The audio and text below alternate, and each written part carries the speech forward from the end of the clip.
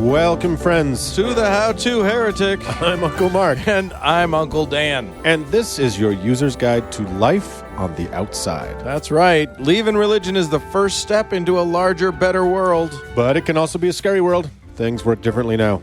Never fear. That's why we're here. We're your audio uncles, and with help from good friends and experts in all sorts of fields. We're going to share the stories and seek the knowledge to build a great life. After all, you only get one that we know of, so you better make the most of it. Strap in. Let's roll.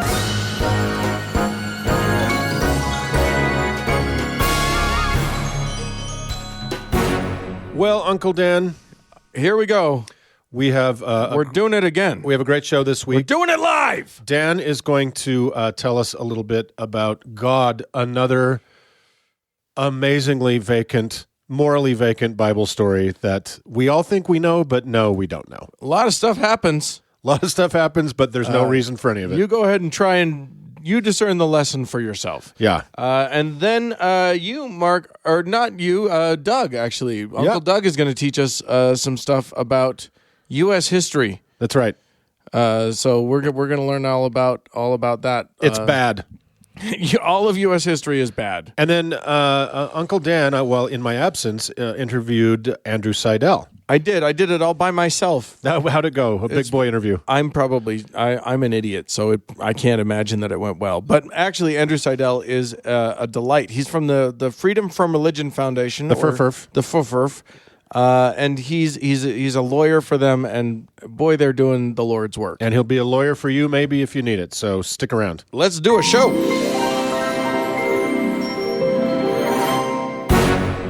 Well, Uncle Dan, in the course of human events, it is oftentimes important to revisit some of the great stories from the past and to marvel at why they're considered great stories from any era. Right. This is from the questionably good book that we're going to be talking about. Yes. So in For the Bible Tells Us So this week, we have a little corporate, a little tie-in, synergy it's called in the business, because there is a film coming out.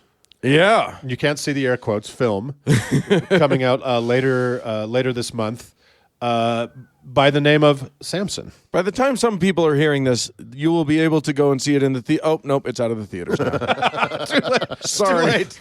Sorry, you can find it on Netflix or Hulu Prime. Something like that. So some dark, ugly corner of the internet. Is it CleanFlix? Is that the CleanFlix is one of the producers? PureFlix. Yeah, I think PureFlix. PureFlix. PureFlix is CleanFlix. Are they the same? I think CleanFlix was taken. CleanFlix was the one in southern, or that was Utah based County. in Utah County. Oh, that's right. You'd send them, you'd give them your VHS tape of your favorite rated R show, and they'd cut out all of the swears and the boobies. Yeah, and they got sued into the ground, right, by all the studios. Is that not exactly the plot of Cinema Paradiso or Paradiso? Is it? Yes. He was editing movies. He was editing out all the boobs and stuff out of the movies because the Catholic Church. I just remember there was a fire. I just remember it was charming. Well, that was CleanFlix. All I remember is a charm. Yeah. So anyway, I wanted to bone up for this movie because I thought to myself, I know almost nothing about the story of Samson, and I want to know more about it. And as is true, I had a guess. And my guess was that there was no morally redeeming part of the story of Samson. It's just a thing. No, wait. To do with what the Bible is like. We're all told. We have done several of these stories. Mm-hmm. How, from your experience, are you gleaning this crazy supposition? It was literally just. I think it was a prompting of the Spirit that told me that maybe this is a whole story that we were all told some of when we were kids. Yeah. As though there was something redeeming in it. Well, guess what? We're going to have some fun. Oh, I'm excited. Here we go. I'm going to launch right in. So we're in Judges. That's the book that this comes from. Yeah, the Book of Judges. It's one of my favorites. Oh, yeah. Who doesn't want that? Chapters only. It's 3 chapters really. It's 13 through 16. It's and even 13 doesn't really talk about him, except that an angel appears to his mom and says, "You're gonna she hadn't given birth before. You're going to have a beefy baby. You're gonna have a baby, and don't shave him, and also no liquor and or anything while you're pregnant. Which that's good. That's good advice. I've never heard that women shouldn't shave their babies. I was going to say, was there a lot of baby shaving going on? Yeah. You will become pregnant, it says, this is verse 5, chapter 13, verse 5. You will become pregnant and have a son whose head is never to be touched by a razor, because the boy is to be a Nazirite, dedicated to God from the womb. He will take the lead in delivering Israel from the hands of the Philistines. So her baby was Bob Marley. Her baby, something like that. Yeah, I get it. It's all making sense now. Right. Her baby was a Sikh. Right. Apparently. Now now that chapter, by the way, opens with this, and this is important background. The first the first verse of that chapter is, again, the Israelites did evil in the eyes of the Lord, so the Lord delivered them into the hands of the Philistines for 40 years. So the Philistines ruling over the Israelites is the background of this story. The kid's born. And what's a Philistine? It's a bad, dirty person. It's That's a Dead Man call out. Check out it. Great movie. it's a Iggy Pop, Billy Bob Thornton. That's right. That's right. He's a bad, dirty person. And Johnny Depp. That's right. Okay, so Who is Samson, a bad, dirty person? Yes, indeed. Samson grows up. He is a boy, and he in chapter 14 he goes to goes out on a jaunt to Philistine land. Yeah. Finds a lady that he fancies. His parents, in typical Jewish form, said, "You can't find a nice Jewish girl." And he's literally, "Must you go to the uncircumcised Philistines to get a wife?" They say. Well, wait a minute. Does that matter if it's a woman? Well, it's more like just the company she keeps. The unwashed masses. It's a blanket slur. Yeah, isn't there an acceptable woman among your relatives or among our people? Among your relatives, that's fun. Yeah. Anyway, nope, he says, I want this girl. She is never named P.S. So they go to Timnah to get this girl for him. He literally asks his mom and dad for this girl for his birthday. They go and get this girl for him. On the way, Samson's sort of like chilling, pausing for a minute. He's not with his folks for whatever reason, and a lion comes. Oh, as they do. yeah. He fights the lion barehanded and rips him to shreds. Wow. Tears him as he would tear a goat. It says. As one does. You know how you tear goats? Yeah. You know how, like, in your daily life, you're like, goat, rip. That's why I was late today. You tore a goat. You're a goat tearing. I got into it and just couldn't get out of it. Yeah, it's once you're doing Once you it. start. The Lions were the MS-13 of their time. So it was a dangerous place to live. Yeah. Anyway, so I'm just a side note. Are there lions in the Middle East? Yes. yeah. There are. Oh yeah. Okay. Well, I just watched a Planet Earth that showed lions in the Namibian desert, I fake- think. yeah. Anyway, there are desert lions. I know that much. Okay. So maybe. I don't know. I feel like the book would know. I mean, it was written in the Middle East. So, It's in the Bible. It's got to be true. well, that's that right there. and the Bible says it's true. And here's the other part that's super uber duper true, which is that on the way, they went back home. He goes on his way back to visit his new girlfriend With no name. With no name. Yeah. He stops by to see how the lion carcass is doing, and there are bees in the lion carcass. Okay. Producing honey. So he grabs some honey, gives himself some honey, gives his parents. He never told his parents that he killed this lion, P.S. I don't know why, Right, but because then he'd have to go tell the owner. right. Right. Well, it's Then kind he'd of have one to of do chores. It was like, wait, yeah, exactly. His parents were like, did you just go to the zoo? And he's like, yeah, a thing happened. I don't want to talk about it. Well, then how do you not mention killing a lion? How was your day? Fine. Right. Yeah, and Babe, you're also, super scratched up and covered in blood. What's going on? why you know. why did you fall behind us as we were all walking to meet this girl that you love? Oh, a thing. Whatever. Nothing. Whatever.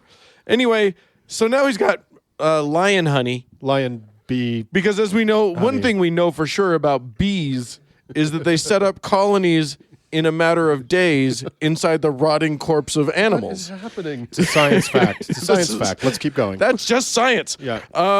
Anyway, Does that little nugget of truth move this narrative in any direction? It does. Oh, really? Yeah, Okay. we're going to get more. Okay. So this is one of the rare instances where that actually And happens. it's the classic lion honey MacGuffin.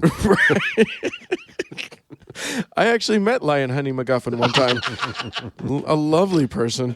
Anyway, so Samson's going to marry this chick. He throws a feast, a 7-day feast. Wow. Among all her Philistine friends and relatives, and he when he's probably a little bit drunk, and he goes, aha! He gathers around a bunch of Philistines, and he's like, "Listen, I got a riddle for you, and I'll bet you that you can't solve this riddle, and if you can, so if I lose and you solve the riddle, I will give you 30 garments, 30 linens, and 30 sets of clothes." So, really good bet. Yeah. Everybody loves a good linen and a good set of clothes. That's a linen a day for a month. you could wear a different linen every goddamn day For a month. for a month. Yeah. But if I win, you have to give me the linens and the clothes. So really solid bet. All right. He was super into linen. He was super into it. Okay. They agree. Let's hear this riddle. And his riddle is this. And I love the King James version didn't make his riddle rhyme, which sucks. So You I'm very fucking bag on the King James version of the Bible. How I dare will you. not have it. Nope. dare you. Those bitches missed a fucking opportunity. So I'm going with the New International Version, which made it into a little rhyme. Is it, Okay. do I have to beatbox while you read it? No, please do not do that. Week. Out of the eater, something to eat. Out of the strong, something sweet. Honey! Sorry. Oh my God. Honey out of a lion. Lion honey. Lion honey is the answer. They don't know that. The Philistines are baffled. Okay. Well, first of all, it's only something he knows about. right. It's not a good riddle. Yeah, exactly. I got a riddle for you. What's green and yellow and in my closet? Right. You don't get to go to my closet to find Yeah. That's so fucking random. Right. He says that for 3 days these guys are stewing over it. They have till the end of the feast, which is 7 days. 3 days they're stewing on it. They can't solve the riddle. This party sounds terrible. They go to his wife and they're like, "Hey, will you figure out how to get him to tell you the answer and then tell us? And as motivation, if you don't, we'll burn down your house and your father's house and kill you." Man, linen was like, people were willing to go to extreme They are not fucking around to have guys. access to linen. It's true. And so, and also they guilt trip by saying, "Did you invite us here to steal our property?" Boy, this party has taken a turn. They are bad bettors. Like, it started out fun. If you're going to take a bet, just don't take a bet you can't afford to lose. Now we're going to burn a house down. In the whole world, don't take that bet. Yeah. But also, if someone says, "I bet I've got a riddle you can't solve," don't take that bet. Hear the riddle first, then you can decide if you can take the bet. Anyway, Samson's wife agrees to this, starts crying, says, "You hate me. You don't really love me." This is a quote from the New International Version. Yeah. "You hate me. You don't really love me. You've given my people a riddle, but you haven't told me the answer." And he's like, his response is, "I haven't even told my parents the answer. I'm not telling anybody the answer." You wife with no name. You wife with no name. By the way, the subtitle of the story of Samson is "Men are stupid, women are evil." That is the. It's also the subtitle of my life, but that's not neither here nor there. Yeah. What is happening in this story? So he says, "No, I'm not going to tell you," like he should. That's he's got a riddle out there. Mind your business, woman. He barely knows this girl. Yeah. He's marrying her. He doesn't even know her name. But there are linens at stake, so There's linens on the line. He's got to keep it. He's got to keep it tight. Play his cards close to the chest. This is high stakes linen gambling. For 4 days, this woman cries. All she does is cry. "Why won't you tell me? Why won't you tell?" Finally, on the last day, he's He's like, terror like a goat. Yeah, right. Finally, on the last day, he's like, "Okay, here's the secret. I found some honey in a lion."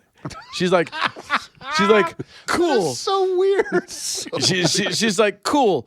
hang on a sec, I've got to go pee. And she runs off and tells the guys. And then the guys come back and they're like, oh, well, what could be sweeter than honey? What could be stronger than the lion? And to which Samson replies, if you had not plowed with my heifer, you would not have solved my riddle. Okay, I'm sorry, stop. Okay, this is a riddle to which only he knows the answer. Correct. So when they came back and said lion honey, couldn't he have just been like, nope? Wrong answer. No, he had to turn it into something He's like, damn it, you guys fucked my woman. incredibly sexist and horrible. Yeah, is that what he meant? This story, in this story, I would believe that maybe they hooked a plow to his cow and went out and found the lion. If you had not plowed with my heifer. I mean, I'll leave that to your own interpretation. With my heifer. Then he goes on a rampage. Here's the thing. So She doesn't have a name, and now she has a nickname. Okay, continue. Right, heifer. Yeah. He owes these guys 30 linens and 30 clothes, which is apparently, as we know, the equivalent of $4 billion. Right. So he goes to another city, another Philistine town, To get a linen about loan. 30 miles away. And Where his linen credit was still good. well, in fairness, this is a good way to pick up linen. If you guys want free clothes, this is the way to do it. Honey, lion honey? He slaughters 30 guys and just takes their clothes. In that order? Yeah. Wrong order. No, wait, yeah, right. Well, you know, he doesn't care if it's dirty, if it's soiled. bloody linen. Here's your fucking blood-soaked linens. Fuckers. Here's your gauze. So he comes back, he gives them their clothes, and then he goes and sulks at his dad's house for a while. And then Poor Samson. it's really sad. Yeah. Then he comes back. Yes. I remember this story as a kid, and I don't remember any of this. No. No, we'll get to the part you remember. Okay. But that's the least interesting part of this whole shit. Honey linen, lion honey, and honey linen, whatever. It's all the same. Lion honey, blood linen. It's all good. All it makes is sense. He goes to his dad's house. He sulks for a bit. Then he goes back to his father-in-law's house and says, "Give me back my wife. I'm, whatever. I'm done being mad." To which his father-in-law says, "Oopsie doodle. I thought you were so mad at her that I gave her to one of your friends from the party. So do you want her younger sister? She's cuter." Oh my God. What the fuck? This is. So he's pretty pissed about that whole affair. It all seems like it's not like he can say, "No, I just want my original wife back." Boy, this bet has gone pear-shaped. It's a little bit. It went a little askew. Yeah. But he has a solution, Yes. and that solution is Kill 30 guys. I can't. It's just it's Okay, what's no, the solution? No. Okay. How many foxes? No, not another animal. Oh my God. This is like Aesop's fables on ketamine. I can't. How many foxes can you gather in a space of a reason? Let's give it a week. How many foxes can you guys come up with? What? He gathers 300 foxes together. For what? You're making this up.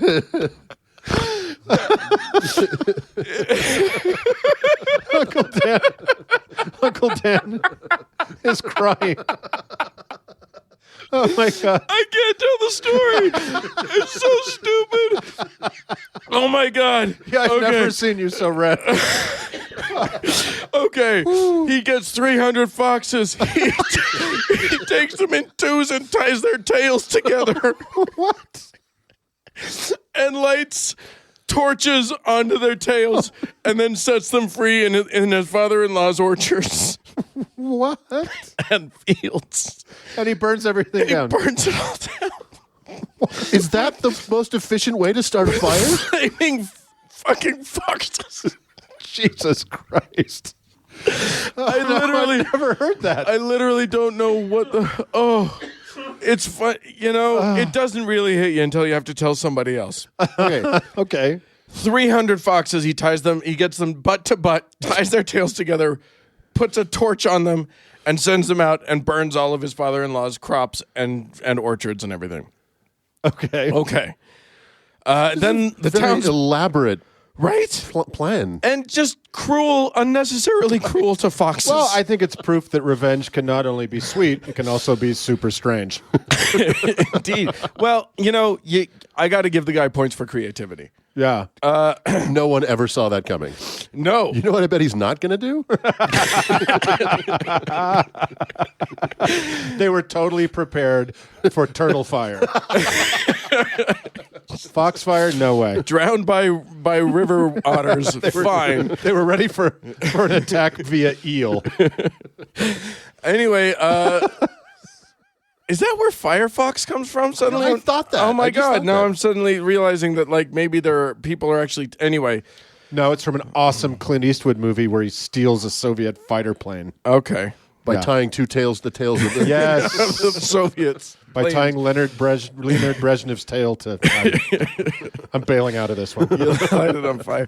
Anyway, then a bunch of shit happens. The villagers all... Like what? The rest of the villagers are like, why did he do that? And somebody's like, well, his father-in-law kind of pulled this dick move. And they're like, well, shit, we don't want him to do that to the rest of us. So they kill the father-in-law and his wife, the woman that was supposed to be his wife. My God. The villagers do that just to sort of appease Captain Foxburney. And then he goes and sits on a rock for a while. Well, he should think about what he's done. Oh my God. I don't understand anything in the Bible. It's all so stupid. So then a bunch of Philistines go to get him, and they ask the people of Judah to fetch him out to them. Yes. And they're like, we're going to kill everybody. If you don't, the people of Judah are like, they go to Samson, who literally, when I said he went and sat on a rock, it literally just feels like, I don't understand what it is that he did, but it looks like he just went and sat on a rock. And so they went to him and they said, hey, we've come to hand you over to the Philistines. Samson's like, hey, promise me you're not going to kill me yourselves, and I'll let you take me. And they're like, no, we're not going to kill you. We're just going to tie you up and take you to the people who will kill you. And he was like, cool, that's fine. Yeah, I Do mean, that's that. clearly an important distinction to make. And so they do that. They tie him up. They deliver him to the Philistines. And then he Samson power, and he breaks out of the ropes and grabs the first thing that he sees. Let me guess. lying around. He grabs 700 llamas. Teaches them English. He only needs one thing in this case. He finds the jawbone of an ass. I remember this. And the jawbone of the ass. And he kills 1,000 dudes with the jawbone of an ass. 1,000. Okay. Yep, struck down 1,000 men. And then he makes a little poem about it because he's pretty proud of himself. He says, with a donkey's jawbone, I have made jonkies of them. With a donkey's jawbone, I have killed 1,000 men. Of questionable use as a statement. We all saw it. It's fine. You don't have to. But my favorite Seuss book. Yeah, he's kind of a warrior poet, isn't he? I would not, could not in a house. I would not, could not with the jawbone of a mouse. So he's really developed a reputation for himself by this point. He's Of some kind, yes. Right. Yeah, but what is it? What's his reputation? really, really strong and possibly psychotically insane. A bit of an overreactor. Exactly. The next story goes, he goes to Gaza, where the first thing he does, and the first thing we learn about him in Gaza is that he sleeps with a prostitute. And then I got to say, that's the most normal thing he's done. right? Yet. Yeah, I'm fine with that part. Yeah. So he sleeps with a prostitute Pays her with lion honey. And bloody garments. and jawbones. And then the people are... And organ meats. This first-person shooter game, the collection of weapons you get, is very strange. What do I do with these fucking foxes? Think, man, think. So the people of the town hear that Samson's in town. They're pissed. They surround him. They surround the town, and they think he's going to come out in the morning. Well, he tricks them all by coming out in the middle of the night. And for whatever reason, his solution to the problem of the entire town, it's one of those gated communities that you get in the old. It's a good neighborhood. One of the Gaza's better neighborhoods. So they're all waiting outside of the wall of the city. He goes and or maybe they're waiting for him, but they've got the doors locked. So he just grabs the doors and breaks them entirely off of the wall and just carries them with him up the hill. Right, so now we're adding property damage to his list of misdemeanors. The man's a criminal. Yeah. An absolute criminal. They don't get him. Because he took their doors. They're looking down, I'm like, well, that door's become self-animate. Right, Walking up the hill, that's nothing to be suspicious of. Well, yeah. I mean, I would be afraid of a guy who could just take a door. These are powerful, good, solid gates. This is a good, solid door, yeah. It's a powerful door. Sometime later, it says he fell in love with Delilah. Now, she's got a name. Something's going to happen. Yeah, it's a woman with a name. Shit's about to get weird. And this is kind of where I remember the story. Right. So everything that happened with the lion honey and the garment riddle and the flaming foxes, I don't remember them telling us that. No, I've because never heard why that the hell would anyone tell that story? There's nothing useful in it. I've never heard that before. The useful part starts now. Is that what you're saying? Nope. The morals. There start to is come no into the useful story? part. But they sure do here's the thing. This movie is perfect for a Donald Trump era because this whole story, everything about this story is not about any kind of moral lesson. There's nothing about it that's moral, even though he's considered one of the judges of Israel. All that we learn is that kicking ass is awesome. That's literally the only thing we learn. Oh, and also bitches be cray. Hurting a lot of people for no reason whatsoever. Hurting a lot of people because you lost a bet. Right, yeah, exactly. This story is like a Seagal Van Damme crossover movie in the 80s. Right. As long as you make sure that the misogyny is strong. I'm really worried the movie is not going to be able to live up to this, this God. telling. I hope it is. I really hope it is. Anyway, we'll know soon enough. So he marries Delilah. He's pretty stoked about it.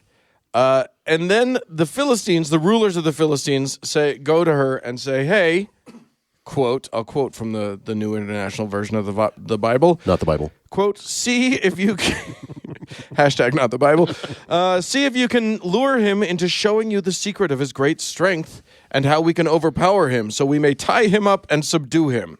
Each of us will give you 1,100 shekels of silver. And the bitch is totally on board. Betrays him. And says, hey, Sammy, how about you tell me the secret of your great strength? Lion honey. She says, tell me the secret of your great strength and how you can be tied up and subdued. No. It says that?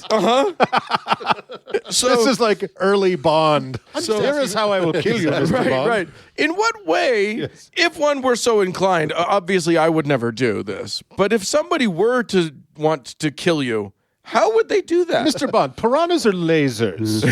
What's the first thing that comes to your mind? I'm spitballing. We're just having fun. Gonna workshop something. What's your mom's maiden name? Right, exactly. He's on to her. So he says he saw through it. Yeah, he did on this one occasion. He says tie me up. If anyone were to tie me up with 7 fresh bowstrings, the strings of a bow that have not been dried, I'll become as weak as any other man. Now I am switching to King James here for a minute because finally at last 7 because those fresh bowstrings in the King James version are called withs. 7 green withs. W-I-T-H-S? Mm-hmm. Withs. Okay. Okay. I just like 7 green. Why there isn't an indie band called 7 Green Withs, I will never know. There is now. You may take it. Whoever's out there, name your band 7 Green Withs.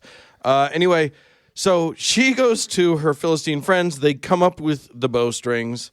She ties him up while he's asleep, and then wakes him up and goes, the Philistines are here! The Philistines are here! And he jumps up and, of course, easily breaks out of the bowstrings and is like, okay, I'll fight him. And then she's like, I was kidding. And he's like, oh, bowstrings. You tried to betray me. And I faked you out. Cool, we're still in love. So he doesn't learn his lesson. Oh, no, because she goes to her again later. It doesn't feel like it's that much later. We don't know how much time has passed. And she's like, you tried to fool me. You lied to me. Come on. Tell me the real truth. How do I get you? To which he says, okay, the real truth is if anyone ties me securely with new ropes that have never been used, I'll become as weak as any other man. Also not true, right? Right. So she goes to the guys. She says, aha, new ropes. They get her new ropes. She waits till he's asleep. Apparently a very sound sleeper. This is the first Lucy in the football. Yeah. Because 7 green bowstrings. Yeah. Didn't work. 7 green ropes. New ropes. This time. New ropes. She ties him up. She says, Samson, the Philistines are upon you. He jumps up, breaks the ropes. Psych. Haha. It was not a problem. And then she's like, okay, you did it again to me. You lied to your own wife. Yeah. Never once going like, oopsie doodle, sorry that I tried to Twice betray you. Yeah. Yeah. But she says, tell me how you can be tied.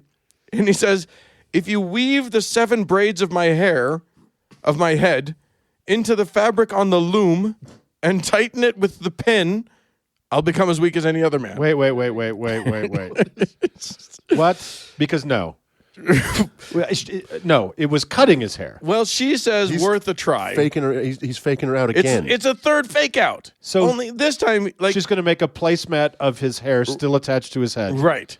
Okay. These characters are so one-dimensional, I feel like Joseph Smith wrote them. Right. Yeah. It's amazing. So she waits till he's asleep again.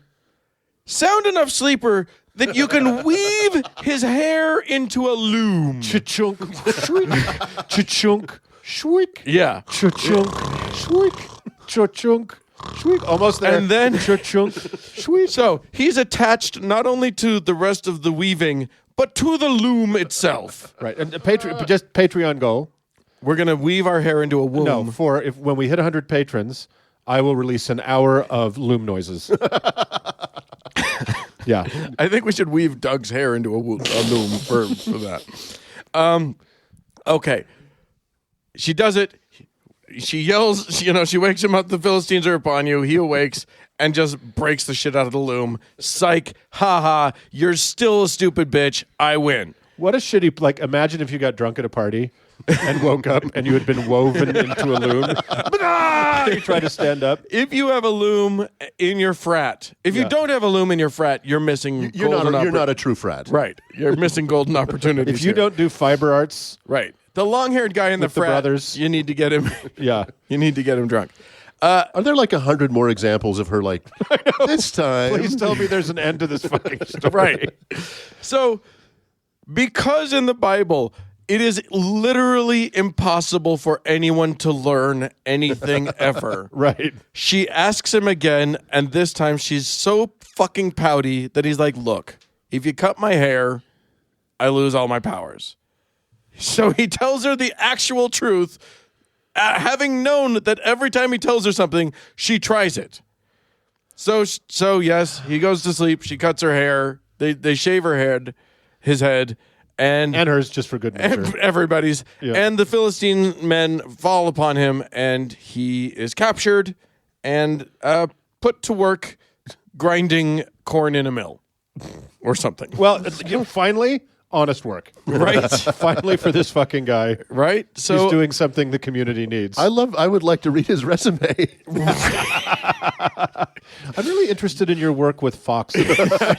You would not believe how fast I can take down a field. Strong communication skills and flammable fox work.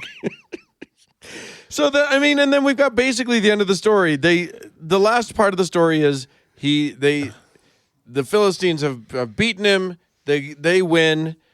They gather everybody in the universe into one building for a fun party. And as their party trick, they bring Samson out to in his weakened state. To, I don't know, poke him? To kind of elephant man. Yeah, don't they scourge him or make something? Him dance? I don't know. Yeah. But they set him, he's like, oh, set me, I'm so tired and weak. Let me stand next to this pillar. He prays to God for strength, and he brings down the pillars, and the entire building collapses on 3,000 people. The end. So, Okay. Moral of the story. Yeah. you tell me, bitches. I've got 0. First of all, it is amazing to me. Every time we do this, it is amazing to me this fucking book Yeah. got any traction. Right? How did that happen? Okay, but even to How are we still talking about this fucking thing even in what's the year, 2165? How are we doing this? even taking that story and getting the sanitized version they told us as children. Right. What's the moral of that story? Right. Bitches be cray. Yeah. Well, also, I thought the moral of the story that we learned, the very, very, very Cliff Note version, was he was a virtuous, good person that was taken advantage of by a cray bitch, by a hooer, who cut his hair, and then God restored his power to get revenge on her people, because that's how it works. But that's not even the case. He was not a virtuous man. No. He was a monster. He was insane. But even if he was, I think Doug's point is valid. Even if he was that virtuous man, I defy you to glean any moral or virtuous story from that story. It's just he was a virtuous man who was too stupid to not reveal the one thing that he had one secret that he needed to keep. Yeah. And everything would be fine forever. and too stupid to say, my weakness is blowjobs. Right.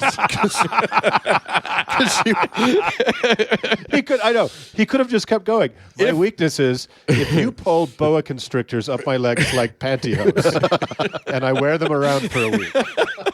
Right? Just have fun with it. Yeah. Just make it a fun thing. My weakness is I love roast beef and potatoes for dinner. That'll get me. That'll get me. Wow. I'm sure that, yeah, exactly. What a mess. What a mess. That was fun because I actually, most of the stories we do, Lot and his daughters, and, Jacob and Esau, I have some passing familiarity with why they're so fucked up. But this one I had no idea. So it was like Christmas for me. I'm going to go see the movie now. I'm beginning to think the little sister of his first wife dodged a bullet. Yeah. Yeah, 100% that is the case. The Bible's luckiest woman, or the Bible's lucky woman. Right. So go and eat your lion honey and enjoy the film when it comes out. Please actually don't pay for the film. We'll be able to tell you how it went. All right. And we'll move on. Well, thanks, Dan. Thanks for sharing. Moving on. Uncle Dan. Yes, sir. Well, we normally have a solid guest that comes in and talks to us about religion and the law. Our friend P. Andrew Torres. Sure. And our legal counsel. Yes, indeed. If anybody's suing us, just send the letters to him. Yeah, exactly. But we have a fill-in. We don't even want to hear about it. We have a fill-in host on religion and the law this time around. Uncle Doug has come to talk to us about God. About things of national import. Yes. Like what's on the money. What's on the money? And whatnot. What's in the pledge? Hey, Uncle Doug. Hi, guys. How we doing? Good. What do you got for us? Talk to us. I thought we're kind of in a moment culturally right now where the kind of religious totems of our national dialogue are kind of flashpoints right now. So sure. Kneeling during the Pledge of Allegiance or during the Star Spangled Banner, for example, are kind of really, really setting us one against the other. And I kind of want to do a little background on how these things came to be in our culture and why they are absolutely empty. Yeah, it's such a big thing. Like just recently, I don't know if you guys caught this. There was a story just like last week or the week before, just fairly recently, about a gym teacher, like a middle school gym teacher, who she assaulted one of her students, I think a male student. This was a female teacher and a male student. She assaulted him for not standing for the Pledge of Allegiance. Like this is the thing that is just, if for whatever reason, if you especially if you're in the South or whatever, if you don't do these things, you don't respect our country and blah blah blah. Right. If you disagree with the way someone is interpreting a symbolic gesture, right, the best thing to do is to hit a child. If you're well within your rights. If you need an outlet for your frustration, it seems like abuse of children is the way to go. Right. Well, it starts, going back to the founding of the country. So in 1776 at the with the Declaration of Independence. Boring. The unofficial motto, and it was unofficial because no one realized it needed to be made official, which we'll get to. The unofficial motto of the country was "E pluribus unum," Right. which is out of many one. Which is not even in our language, guys. But the founders of this country were It's Latino. the founders were men of the Enlightenment. Sure. Right. They were not religious fanatics. No, they just weren't. They're largely deists. Yes. If that. And this is 50-ish years before Darwin's discoveries kind of helped us figure out how things began. So Right. these were deists. These were people who didn't believe there was a God who had anything to do with us in this planet. Right. If they had believed that, they would have written it into the founding document of the country, which they did not. There are no mentions of God in the Constitution. Religion is mentioned in 3 times in 2 places. The First Amendment, Yes. which restricts the government's encroachment into religion and religion's encroachment into government. Right. And later on, talking about in Article 6, where swearing an oath or affirmation to support the Constitution, but no religious test shall be required as a qualification to any office or public trust. So the clear intention of the founders of this country were that religion has no place in government. Muslims have no place in government. That's right. It means. Unless you ask Antonin Scalia or Neil Gorsuch or any of those acolytes. And those who say that this country was founded on Judeo-Christian principles or as a Judeo-Christian country, which is a weird thing for Christians to say because of what they really think about that Judeo part. Right. They are either lying or ignorant because it was not founded. Can it be both?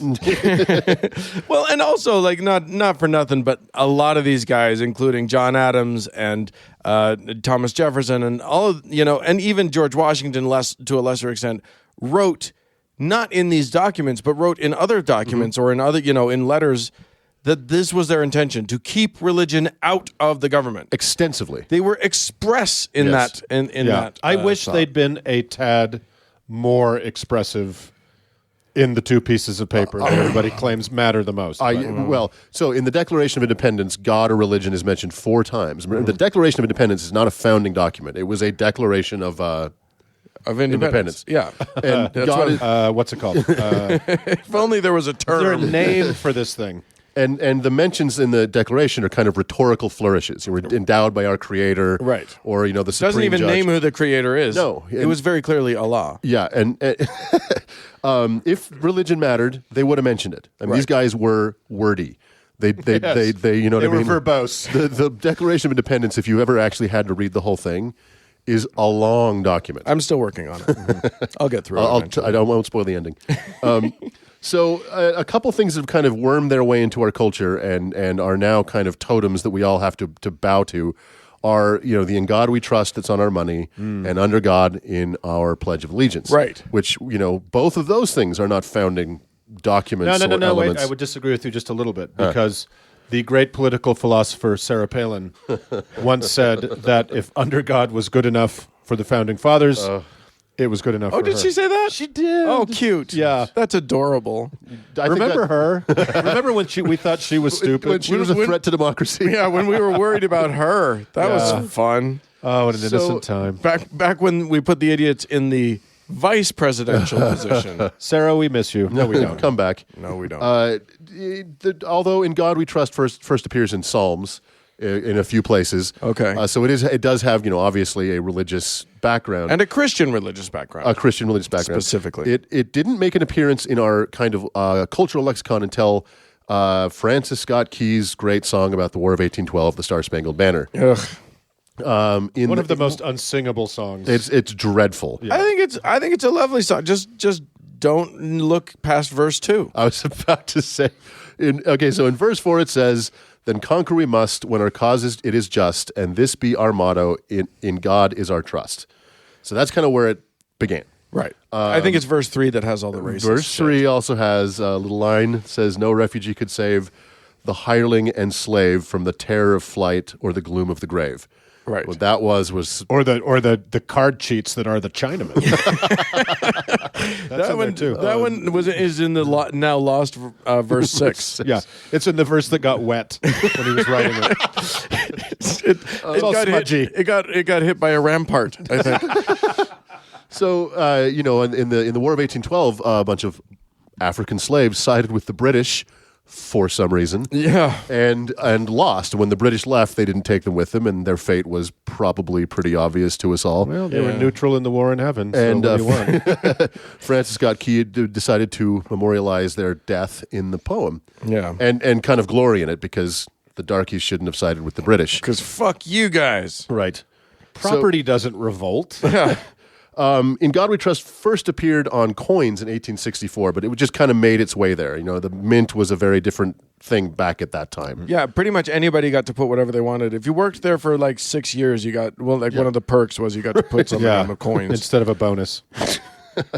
But it wasn't until the 1950s, 1956, when in the communist terror of the country was under, that In God We Trust was mandated by the Congress to be put on paper money, and where it has been ever since. Okay. Right. So that's where, and we'll get to Under God here in a second, but it was in that same communist-crazed, anti-atheist era. That's right. Yeah. Because if communists saw that written on a dollar bill, they were powerless. Yeah.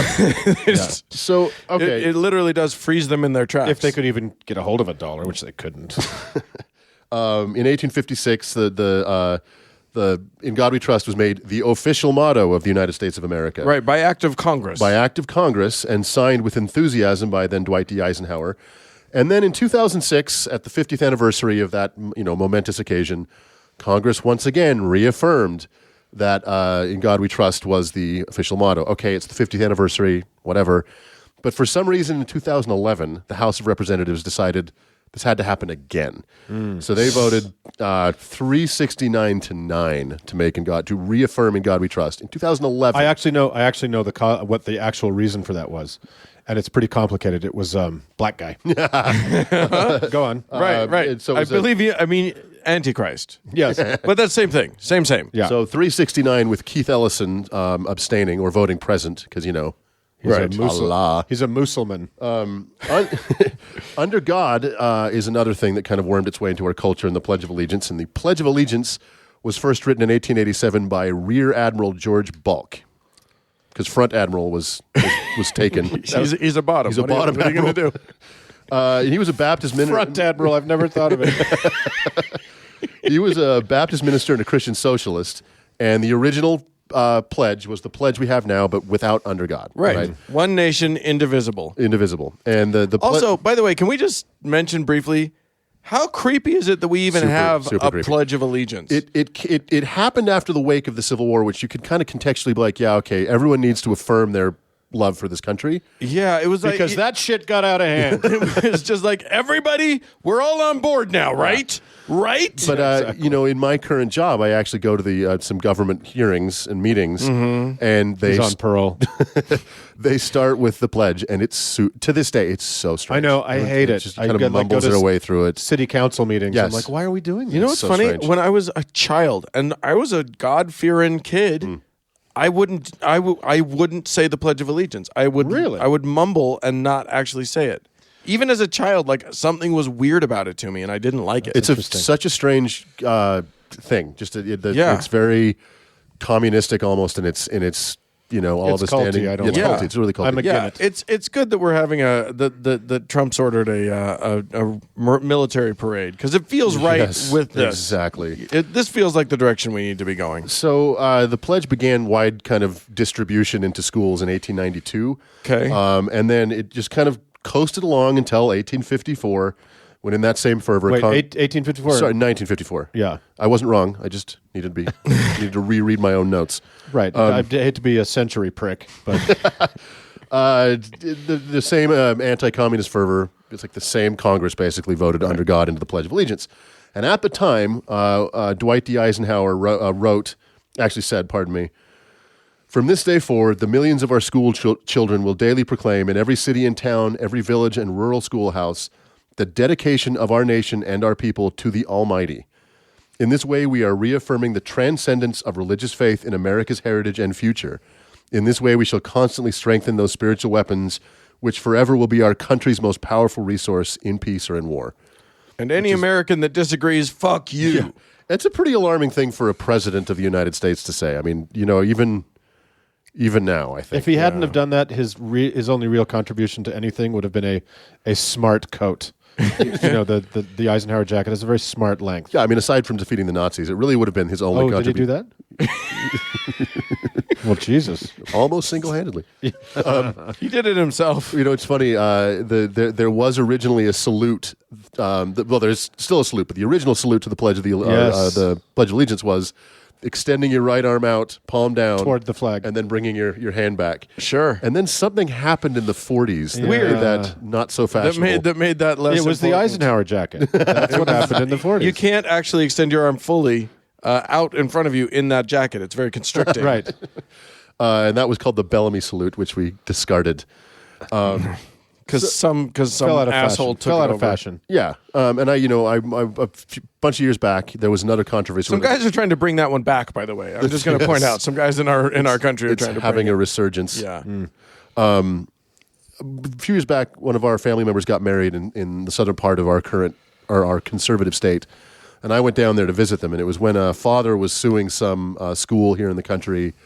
He wanted under God taken out of the pledge. So it was another moment where it was a flashpoint. And I went to a Rotary Club meeting in southern Utah, and they said the Pledge of Allegiance. And when they got to the under God part, they all shouted it at the top of their lungs. I love it. And it was unnerving. Chilling. It was really, really creepy. Right. Really scary. Right. But I just wanted to As give you if being in Cedar City needed to be any more fucked up. exactly. So under God. In God we trust. These things were late additions to our cultural lexicon, and we are in a moment now where these things like the pledge, the Star Spangled Banner they seem to be like fundamental to our cultural and national heritage, and they are not. They're very recent additions. They were added as overreactions to an external threat. Right. And so when there are people overreacting to certain threats, watch for moments like this. Watch for things like this. Well, it's going to happen right now. It's going to happen again. It'll be I'm just looking forward to seeing what the next one is because it's coming. Whatever it is, as soon as Kim Jong-un declares war, we'll have a new one of these. Whatever it is. Yeah. So it'll just be all of our money now just has Jesus on it. So a little background on those things for you guys. Well, should we close with a prayer? In the name of Jesus Christ, fuck you. Under God. All right. Thanks, Doug. Thank you, sir. Moving on. Well, Uncle Mark. Yes, Uncle Dan. We do this show on spec. On spec, meaning out of the goodness of our hearts in hopes that somebody will tip us. And if people appreciate it, what they do is they give us some money, and we have some beautiful people to thank. Yes, we do. For this. So I want to thank Carrie, George, Lisa, and I think it's my turn. I'm going to come up with the patron saint for one of our friends. Who's this? This is Timothy. Timothy deserves a good patron saint. So, He's earned it this time. So this time, last time it was no good. Nope. This time he's got it. So his saint is Saint Abuela. Saint Abuela. She's the patron saint of tamales. Yes. Homemade tamales. And arguing with you about your lifestyle. That's fantastic. So congratulations, Timothy. At least you'll get some tamales. Yeah, you get some tamales out of it. Who can argue with that? Yeah. And ladies and gentlemen, if you yourself would like to count yourself among the family that gets access to an early version of the show, you'll hear it before all the 2 days early. The stinking dirty masses, Right? And we're going to start. There's going to be bonus content. Yes. For patrons only. It will be various and sundry kinds of content. It's the How to Heretic After Dark. Dun, dun, dun. And it's fun. And Uncle Doug will remove his compression socks. It's a sexy time for all. Yeah. So if you'd like to get access to all of that stuff, you can go to howtoheretic.com, click on the Patreon button, and sign up for as little as $1 an episode. Yep. So that won't put you in the poorhouse, But it will place you among the elite. Indeed, it will. So we really, really thank all of our patrons so much. Yes, all the continued support. Thank you so much. But we love you if you can't afford it. as well. Yeah. We don't stop loving you just because you don't pay us. But you can prove your love by going to your iTunes, your other pod blasters. Give us a 5-star review, because once again, what that does is helps boost the cast up to where more people can see it and more people get the love that your uncles have to give. Yep. Thanks so much, guys. All right, let's move Moving on. Well, kids, it's just Uncle Dan right now. Uncle Mark has gone away on adventures far-flung and not in this country. So I'm all by my lonesome here, but I have the delightful opportunity to talk to Andrew Seidel of the Freedom from Religion Foundation. Andrew, how are you? I am well. It's a pleasure to be joining you. Well, it's a pleasure to have you. For those who don't know the FUFRF, as I like to call it, what can you tell us a little about your organization and what you guys are up to? Yeah, so we are the nation's largest free thought organization. We have about 30,000 members. Most of them are free thinkers, which is sort of an umbrella term used to describe, atheists, agnostics, skeptics, what have you. And we have basically two purposes. We work to educate and to separate. So we work to educate the public about what it is to be a non-believer in the United States. And then we also work to separate, to keep state and church separate as required by the U.S. Constitution. And those are the kind of the two main things that we do. We also have a weekly Facebook Live show. We have a weekly radio program. We do a newspaper. We actually have a TV show now that goes out. Wow. You guys are fancy. Yeah, we do. We do our convention every year. So it's a great organization, and we're really busy right now. Yeah, life is grand. Good. Well, yeah, you guys have had some stuff to work on recently. Just a few things here and there. Yeah. Can you give me just a couple of recent examples of stuff that you guys have been working on, just so that our listeners who aren't familiar with you have a sense of the kind of activism that you guys are doing out there? Yeah, so kind of the big picture stuff is we have 9 staff attorneys on staff, and we get about 5,000 state church complaints every year. So, that's 5, just 5,000. 5,000. And that's just in the United States. That's not international. Yeah. We occasionally do get people from Canada, who are asking for help, or from Mexico and stuff. But, we have too much to do here, and, it's a different constitution there. So they aren't kind of on their own for the moment. Get your own organizations. So, we have 5,000 for 9 attorneys. So you guys can do the math on that. It's fun. Yeah. Not all of them are violations, but the vast majority are. And what we try to do is to solve those violations with education first. We write an educational letter to the government entity that's involved in this violation and say, hey, here's what you're doing. As we understand it, here's why that's wrong. This is what the law says. Stop doing it. Let me throw out an example, and maybe we can just sort of use this as our template for what you guys do. Somebody writes into you and says, hey, the Washington Parish Sheriff is posting Christian-themed remarks on their Facebook page. Yeah, Bible verses. Yeah. And preaching. Yeah, so that's real for everybody listening. And yeah, that happened. So that came in through our web form, and it got assigned to me. I looked into it. It definitely appeared to be a violation, so I wrote a letter to the sheriff, and I went back and forth with the attorney for a little while. And then the attorney said, hey, you know what? They're all down. We agree this was a problem. And all those Facebook posts are now gone. And that's a fairly typical complaint that we would get. We get, they range really. You'd be surprised. About half the complaints actually come from public schools, which I think a lot of people don't realize. And, you're talking about coaches praying with their football teams, teachers teaching creationism, which still happens all the time. Right. Anything you can possibly imagine that you didn't think happened in public schools anymore still happens, and it happens all the time. Well, good. It wouldn't be America without it, right? Exactly. And then we do these, all these other issues with the government basically endorsing or displaying or in some way, shape, or form aligning itself with religion. So posting on social media, flying a Christian flag over a city, having a White House Bible study, you name it, we've dealt with it. Yeah, it's so funny. And a lot of what's really interesting about this is that from the other point of view, from these Christians don't understand what it is that you're trying to do. Would you say that that's true? I feel like they just are baffled when you come in and ask them not to favor Christianity over any other belief system.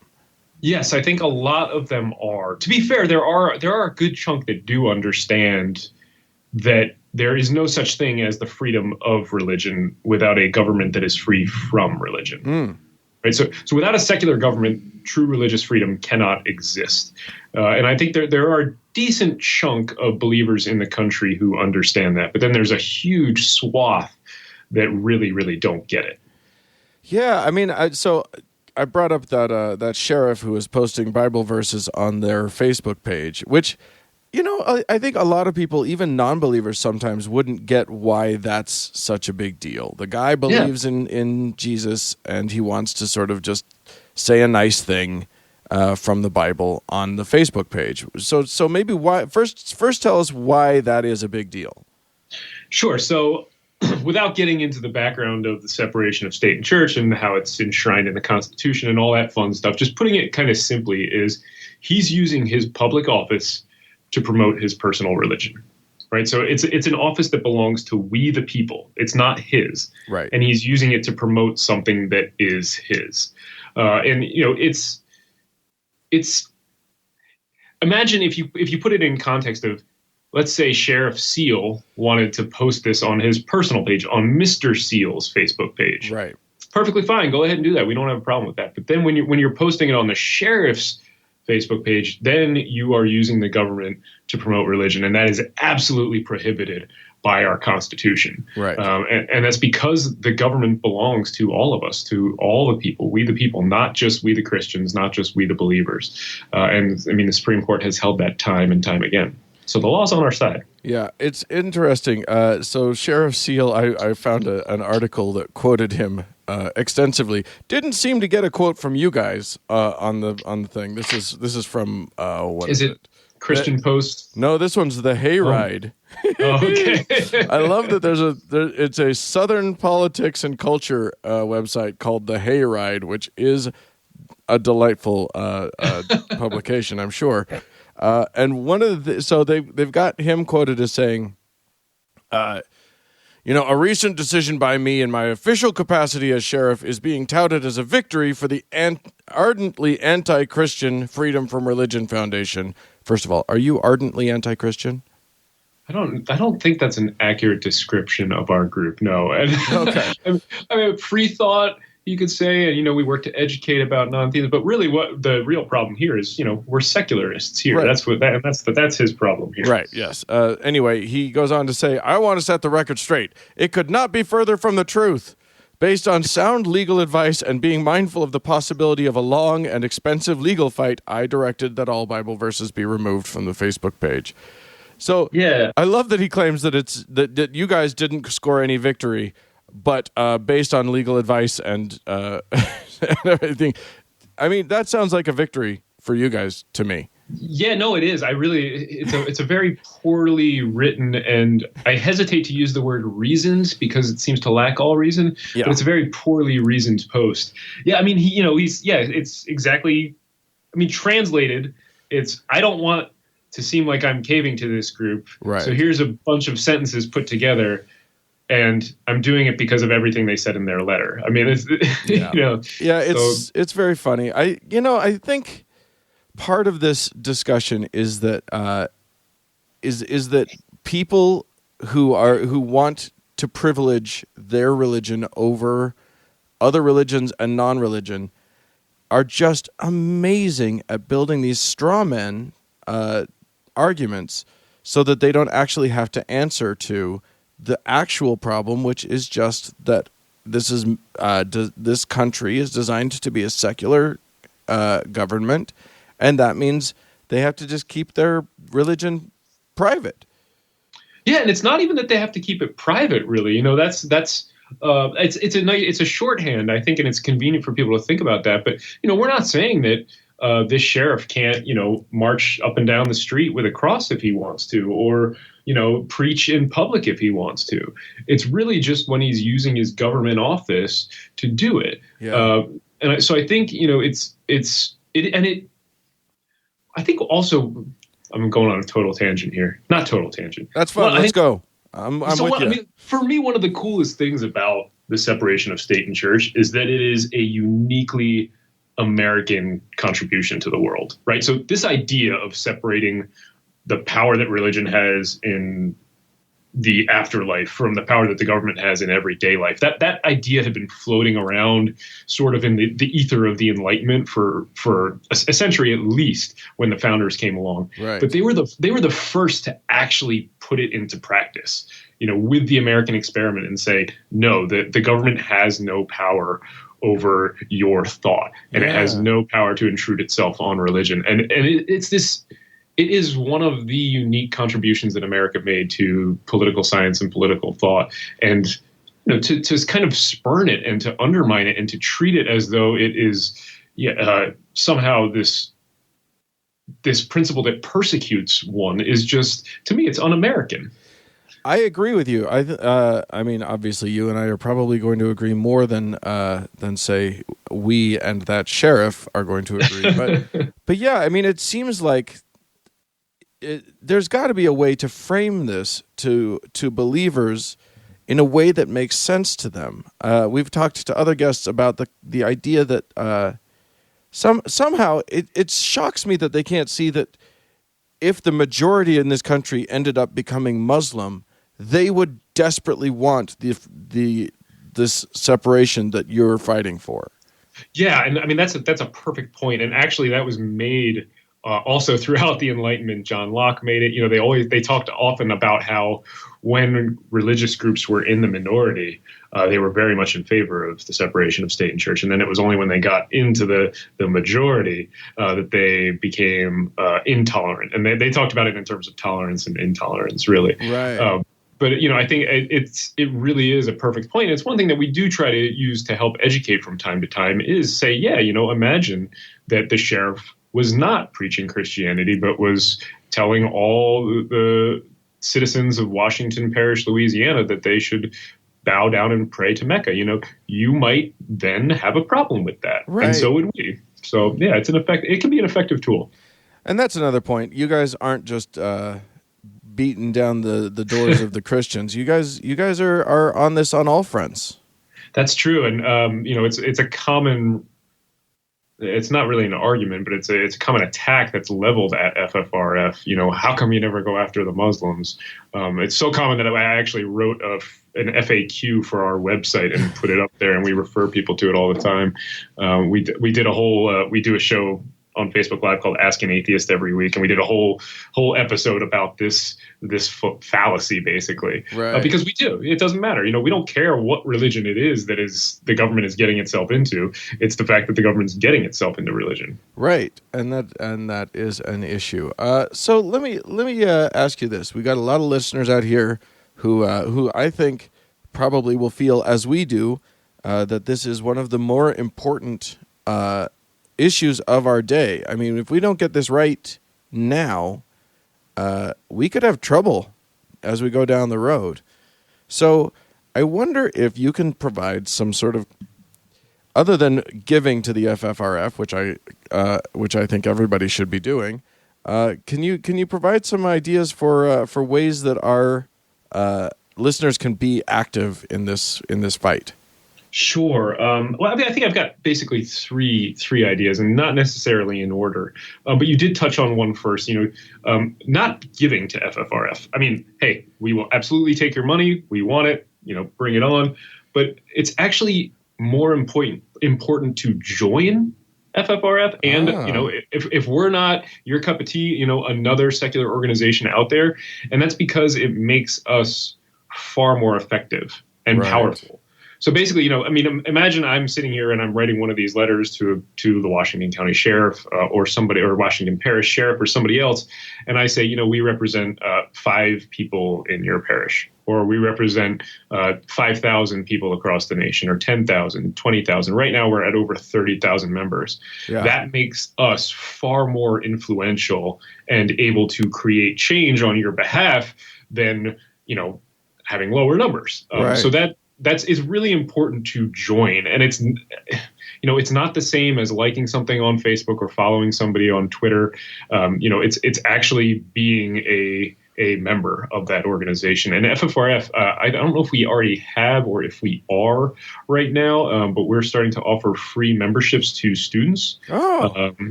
If anybody's listening out there as a student, please come and join us. We would very much love to have you. It's free to add your number to ours. Basically, you're joining your voice to our voice, and that makes us that much more effective. So I think that's one really important thing. And again, I don't care if it's FFRF, if you prefer American Atheists or American Humanist Association or Center for Inquiry, if they are more in line with what you want to do that, or do them all. Yeah, I was going to say, you don't have to choose. That's actually, you can be all of the things. Yeah, and I mean, I think I would highly recommend that. So that's kind of one idea. Okay. So if I can just summarize what you just said, you said save your money and give it to my podcast and just join the group FFRF. Yeah, it does cost money to join too, so it's a little bit unless you're a student. But give to both. I mean, give to both. Yes. That's what I'm saying. Yeah, there you go. And then what else? So I think the second thing that's really important is, I mean, I do this for a living. I've fought all these fights. I fought them in court. I fight them in, the public eye, in the media. And I think that the one thing that I have noticed is that I think we are going to win this fight with demographics. So to me, kind of almost by normalizing non-belief. So to me, if you are able to come out of the closet as a non-believer, call yourself whatever you will. If you are able to do that, I think you have a duty to do that. And there's actually some really good data to back this up. And I didn't pull the study before we talked, but there was a study from a few years back where I was looking at people who had changed their minds on the gay marriage debate. So who had once opposed gay marriage, but now were in favor of it. And they asked that chunk of people, why did you change your mind? And by far the biggest number, I think it was 38%, changed their minds simply because they knew somebody who was gay. Yeah. That was all it took. And being an atheist is easier to hide than being gay. I think it's easier to remain quiet, but it really is time to stop hiding. It's time to stand up and say, I'm an atheist and I don't give a damn if you think less of me. And I think that snowball, and we are seeing it snowball, but I mean, the demographics are definitely shifting our way and they're building. That is going to change things. And the reason it's going to change things is because it's going to make it politically safer for people in our government to align themselves with us on these issues. Sure. I mean, it's one of those things where, if a government, if a senator or a congressperson here, even if they believe in the correctness of a position, if they feel like they're going to be pilloried just for saying it, they're probably going to stay away from it. But if they see that there are, and at least if they see that 30% of their constituents are non-believers, or at least are sort of on this side of this argument, they're going to feel a little safer talking about it. Absolutely. And so to me, it is one of the most important things. And I think it's the easiest thing. I mean, I know it can be hard. I'm not saying that it can't be hard, but it's the one step that I guess everybody, no matter where they are or who they are, should be able to take. And we should put the caveat on there that, if this is going to be hard, if you're a kid and you're going to get kicked out of your house and be homeless, don't do it. If you really are going to lose your job and you've got kids to support, don't do it. There are times when it makes sense to keep your head down. And this country is not as welcoming as it could be to atheists. Right. So, don't risk your health and safety, but you should risk your comfort, I think. And I think if you can do it safely, I think you have a duty to do so. Well, and I'm just going to throw it out there that I feel I have heard back. I've had atheist themed shows for a while now, and I've heard from so many people that even though they were terrified to do it, they became happier, more comfortable, more. They found the people were either more accepting than they expected, or the ones who weren't accepting they were able to jettison from their lives, and the people that they found once they were out who were accepting made their lives happier and healthier. So I don't know that that's everybody's story. I know that it's not, but I know that, but it was for me, and I think that a lot of people. I don't think it has to be the big scary bogeyman that a lot of people fear it is. Yeah, and I think that's close to a universal truth, I would say, in terms of, I don't have data to back that up, but at least all the stories that I hear certainly back that up. FFRF's co-president, Dan Barker, he was an evangelical preacher. He was one of the guys that traveled around in his car with his family, living church to church, as this traveling preacher, and then driving around Mexico and converting, people down there to his particular brand of Christianity. Right. And he became an atheist. And then after that, his brother did, and then his mom did, and then his dad did, and his whole family. He did lose his wife. Though he found another one, and they both run the organization now. So it was certainly better for him. And to a certain extent, who wants to live a lie? So yeah, absolutely. Being able to be oneself is a glorious thing, and not being able to be oneself is a lonely thing. Indeed. So that's. Oh, so go ahead. Well, I was just going to say, I think that's 1 and 2, right? Yeah. Or not in order. Sure. I don't want to order these. So, I think for me, the last thing that people ought to do is, and this is going to tie in with coming out, is you got to get active. So it's a little bit circular to say, what can I do to be an activist? To say, be active. What I mean by that is, kind of challenging these, we'll call it, like the sheriff that we were talking about in Washington Parish, challenging those violations of the Constitution when you see them, challenging, these bad ideas where you see them. And if, say you picked up your local newspaper and there was a letter to the editor that said, I think we ought to boycott all atheist businesses. Because they're really evil people. This actually happened earlier this week. A paper in Lancaster, Pennsylvania, published a letter like that to the editor. Lovely. Yeah, so I wrote my own letter to the editor. I don't know if they're going to publish it or not, but I explained, hey, by the way, here's all the atheist business owners out there. You're talking about Bill Gates, Steve Jobs, Steve Wozniak. All of these guys were. Mark Zuckerberg was, and now he says he's not, which everybody thinks he's running for president because of that at some point. So, basically, if you want to boycott all those, you don't get to use a computer ever. Right. So have fun with that. It's just kind of using that position to challenge these bad ideas and challenge religion when it's working to impose itself on others, I think it really is incredibly important. And it doesn't have to be filing a lawsuit. I think that's the thing that people don't kind of realize. It doesn't have to be anything huge. FFRF is, and we all, this is a universal truth.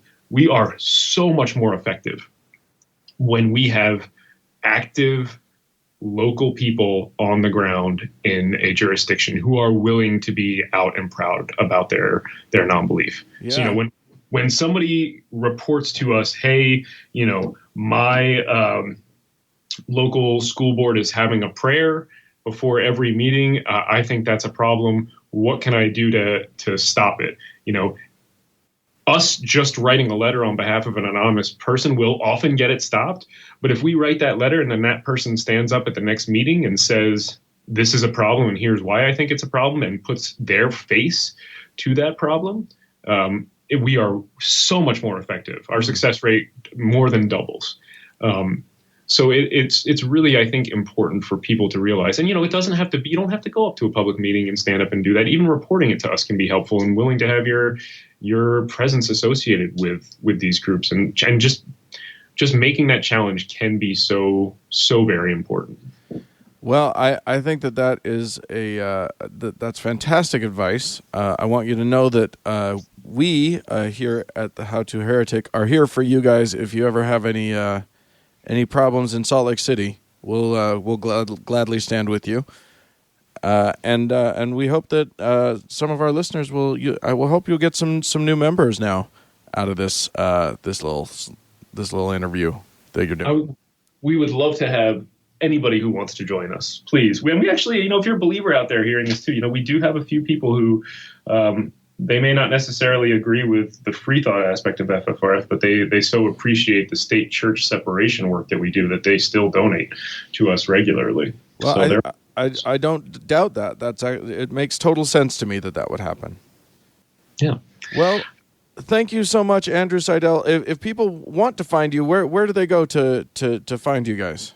So FFRF is at ffrf.org. If you do have a legal complaint, there's a legal tab there, and you just click report a violation and fill out that form, and you'll get an email back from one of our attorneys working to find out more information and hopefully help you resolve that. And then there's also ffrf.org, and then there's a join button somewhere on there, I'm sure, too. Somewhere on there. Just dig around, you'll find it. I'm sure it's pretty obvious. Well, good luck surviving the cold up there in Wisconsin, and thank you for doing the non-existent Lord's work. We really appreciate it. Oh, it was my pleasure, Dan. Thank you for having me on. All right. We'll talk to you later.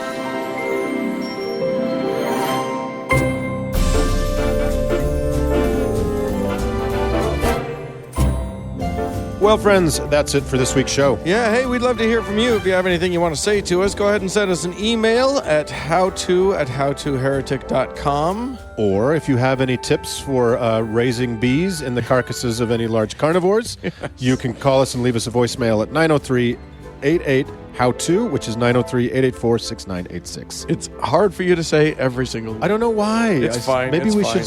should switch. Thanks again to all of our patrons. You really do keep the show going. And also, thank you, Cody Layton, for editing the show. Yeah, and thank everybody for tuning in. We sure do appreciate you listening. God bless. Take care. Bye.